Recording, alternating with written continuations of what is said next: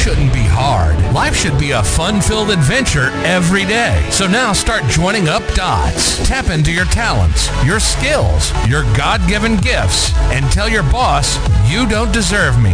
I'm out of here. It's time for you to smash that alarm clock and start getting the dream business and life you, well, of course, are dreaming of. Let's join your host, David Ralph, from the back of his garden in the UK, or wherever he might be today, with another jammed-packed episode of the #1 hit podcast, Join Up Dots. Yeah, good morning to you. Good morning to you, and welcome to Join Up Dots. Thank you very much for being here with us. Well, recently I was talking to a lovely lady, and she said, do you know what I like in Join Up Dots? Do you know what I like in Join Up Dots? She said, the kind of success stories, the famous people, the struggles, the trials and tribulations. She said, you did a few of those, and you stopped, and I thought, I did stop. So I thought I'd bring it back again. I thought I'd start bringing you the stories of people that perhaps you know very, very well, and others that you don't know as well. Well, today's person, most people of a certain age will know. Probably the youngsters might be fading, but it certainly ties into an amazing piece of music.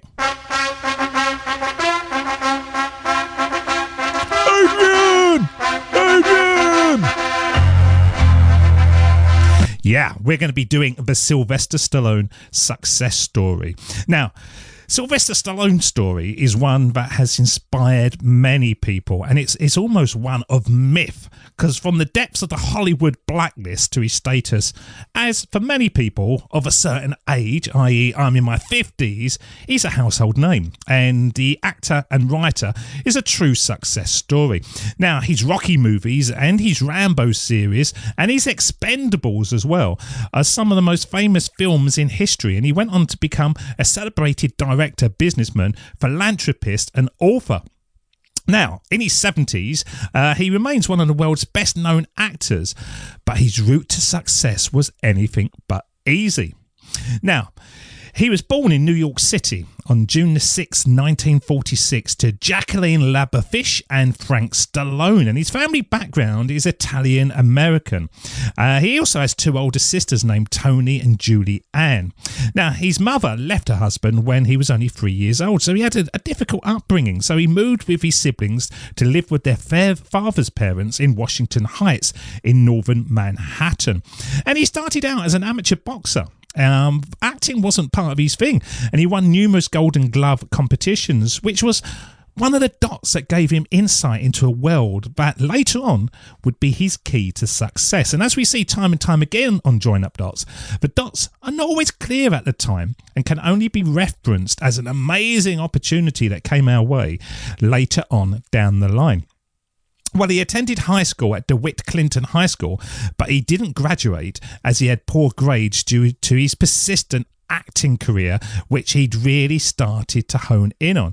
It actually began at the age of 13 when he appeared in several commercials like Johnson & Johnson baby powder or Richfield oil commercials.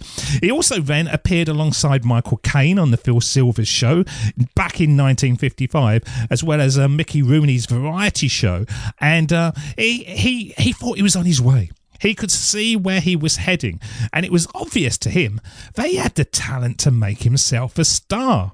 However, as we find time and time again in life, one person's vision of success is not always how the world sees it. More often, the world will say, hang on, you're not going to get this that easily. You need to persevere, and then we'll see what we can do for you. Well, it didn't take too long for Sylvester Stallone to get work, but his first role wasn't exactly the one that he had in mind. Initially, he struggled to even get small parts in films such as soft porn, instantly forgettable teen movies, but he kept going for another 4 years as he struggled to make ends meet. He even went through a short period of homelessness, spending a few nights sleeping on the floor of a bus station in Los Angeles, and it wasn't until 1974 when he finally got another chance at stardom after landing his breakout role in The Lords of Flatbush, which became a modest success at the box office.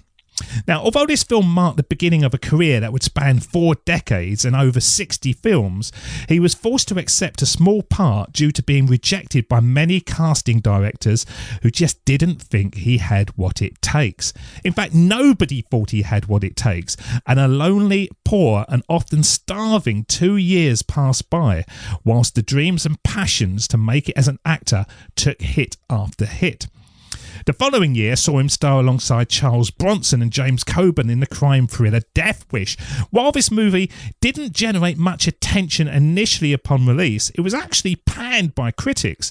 It has since become one of Stallone's most lauded roles and is widely considered one of the greatest action movies ever made. You may even recognise it as an inspiration for recent hits like Taken or John Wick. In 1976, Sylvester Stallone was at breaking point, and seeing that nobody would give him a chance to star in their own movies, he wrote a screenplay about a down-and-out boxer who gets a last chance at glory. He knew the down-and-out boxing world. He'd lived it. So why not write about something he knew? The film tells the story of Rocky Balboa, a down-and-out boxer who gets a second chance at glory when he's given the opportunity to fight against heavyweight champion of the world, Apollo Creed.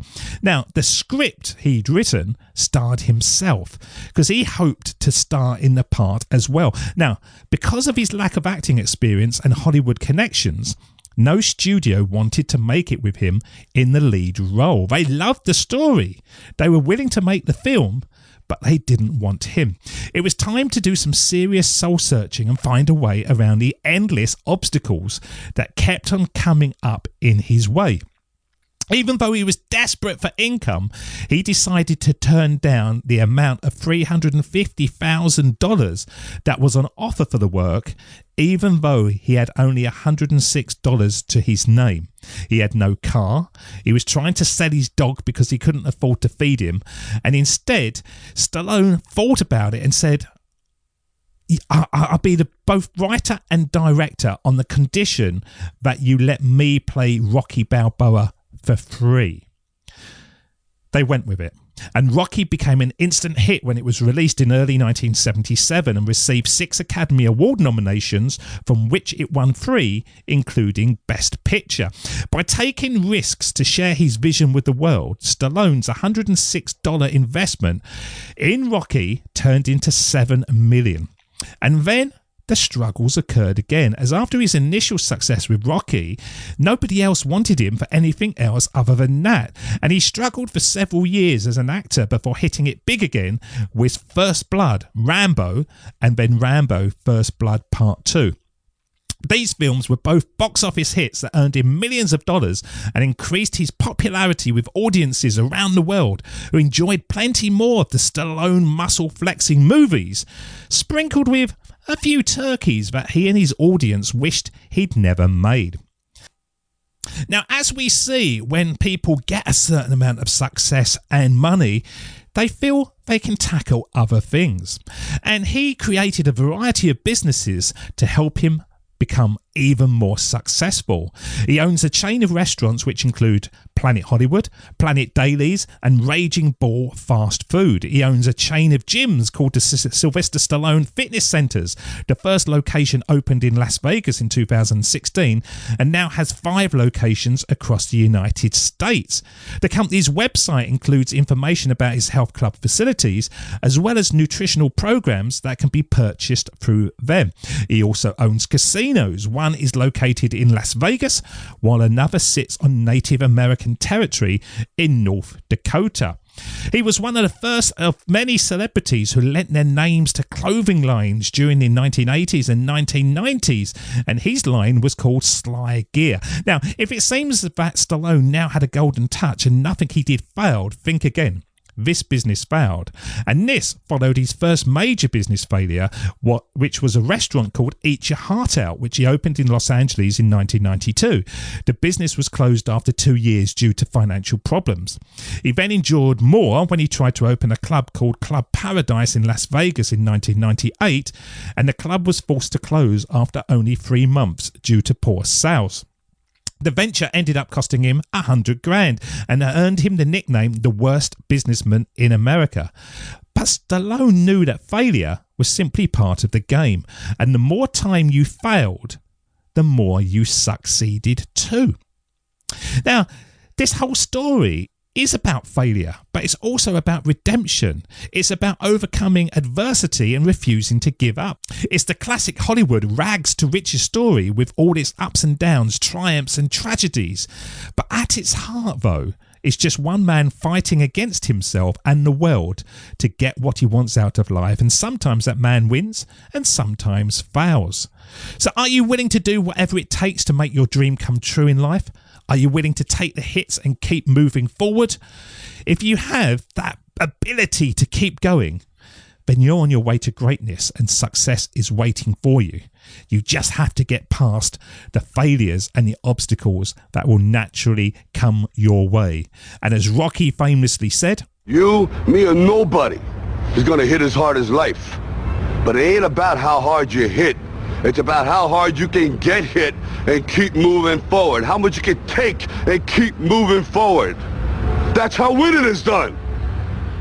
Decide how much you can take, keep moving forward, and go for it.